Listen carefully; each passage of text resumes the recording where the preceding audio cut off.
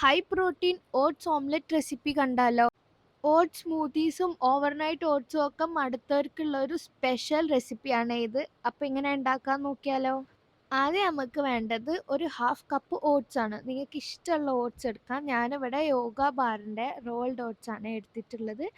അതിലേക്ക് ചെറുതായി അരിഞ്ഞു വെച്ചിട്ടുള്ള തക്കാളിയും സവാളയും ഒരു ചെറിയ കഷ്ണം മുളകും അതേപോലെ കുറച്ച് ഗ്രീൻസും ആഡ് ചെയ്ത് കൊടുക്കാം. നിങ്ങളുടെ കയ്യിൽ ക്യാപ്സിക്കം ക്യാരറ്റും ഒക്കെ ഉണ്ടെങ്കിൽ നിങ്ങൾക്കതും ആഡ് ചെയ്ത് കൊടുക്കാം.